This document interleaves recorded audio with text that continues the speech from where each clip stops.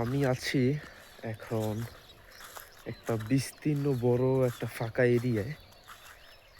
আঞ্চলিক ভাষায় কোলা বলে, তবে এটা ক্ষেত, শস্য ক্ষেত। আহ, নিম্নভূমি মানে এই জায়গায় যখন বর্ষাকাল হয় তখন প্রায় কোমর সমান পানি থাকে। আমি যে জায়গা থেকে হাঁটতেছি, তো এখন এই জায়গায় অনেক কিছু লাগানো, যেমন কলই কলই শাক আছে। কিছুদিন পরে ছড়া হবে, সেখান থেকে মানে ডাল পাওয়া যাবে। তারপরে পাশে আছে ভুট্টার গাছ, ছোট ছোট। আবার পাশে আছে কোষ্টা বলে, যেটা আমরা বরিশালের ভাষায় বলে থাকি কোষ্টা। তারপরে পাট নাই, হচ্ছে ভুট্টা বেশি, ভুট্টার ফলন সব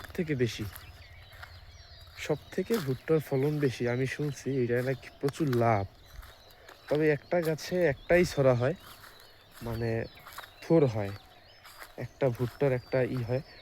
এটা যদি দুইটা হইতো, কোনো কারণে যদি প্রত্যেকটাই দুইটা হইতো, তাহলে ফলন দ্বিগুণ হইতো আর লাভ তো বাবা, মাশাল্লাহ, প্রচুর পরিমাণ হইতো। তবে গাছ অনেক বড় হয়, ভুট্টা গাছ অনেক বড়, বাট ফলন একটা হয়।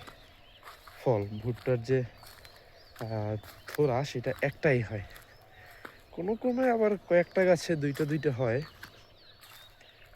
সেক্ষেত্রে তো মানে সব 100% তো আর ক্লিয়ার হয় না। আবার